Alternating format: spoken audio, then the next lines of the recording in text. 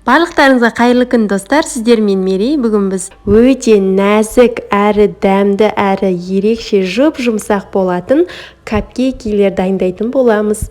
Бұл рецептпен міндетті түрде жасап көріңіздер, бір жасағаннан керемет болып шығады. Менің каналыма жазылып, лайк, комментария қалдыруды ұмытпаңыздар. Видеоны міндетті түрде соңына дейін қараңыздар. Алдымен керек ингредиенттер дайындап аламыз. Ұн, жұмыртқа, сұйық май, сүт, шекер, қопсытқыш қажет болады. Алдымен біз таза ыдысқа 2 жұмыртқаны саламыз. Үстінен шекерді салып, миксерлеп аламыз. Миксердің орнына венчик қолдансаңыздар болады. Осылай жұмыртқа мен шекерді араластырып, үстіне сүт құямыз.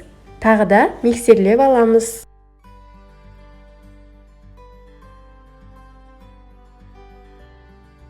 Миксерлеп алып, үстіне сұйық май құйып, тағы да кішкене миксерлейміз.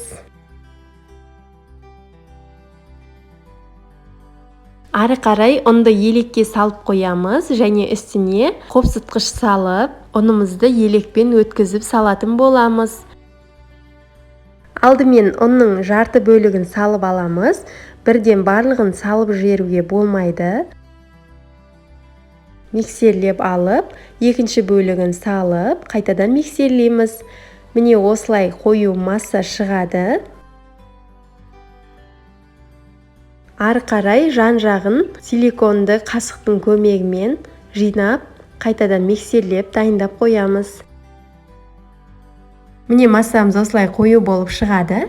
Мен осындай капкейктің ыдыстарын дайындадым. Бұл міндетті түрде емес. Егер сіздерде болмаса, үйде қандай кекстің ыдыстары бар, соған жасасаңыздар болады. Және де біз толтырып салмаймыз. Жартысына дейін ғана салуымыз қажет. Өйткені піскен кезде қамырымыз сыртына ағып кетуі мүмкін.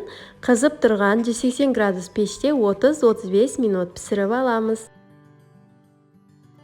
Крем дайындайтын боламыз. Мен кілегейдің үстіне қант ұнтағын салып, миксердің жай жылдамдығымен көбейте отырып миксерлеп алдым. Ары қарай сүзбелі ірімшігімізді бөлек ыдыста миксерледім. Маған солай ыңғайлы, өйткені сүзбелі ірімшігіміздің түйіршігі көп болып кетуі мүмкін. Сондықтан бөлек ыдыста миксерлеп алдым.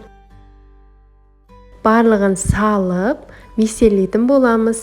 Миксерімізді жай жылдамдықтан көбейте отырып миксерлейміз. Крем дайын болғанша миксерлейтін боламыз. Креміміз дайын болды. Ары қарай кремді кондитерлік мешокқа салып, капкейкаларымызды дайындайтын боламыз.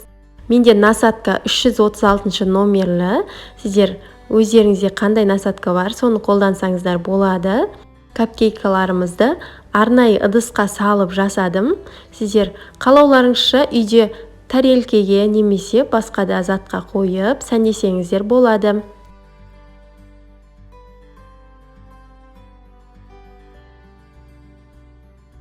Енді әдемі қылып капкейкіміздің бетіне кремді жағатын боламыз.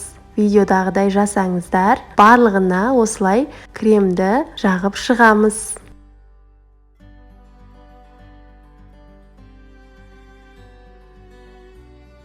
Капкейктерімізді креммен әсемдеп алып, үстіне осылай вишнямен әсемдеп шықтым. Сіздер қалауларыңызша басқа да жеміс-жидекпен әсемдесеңіздер болады.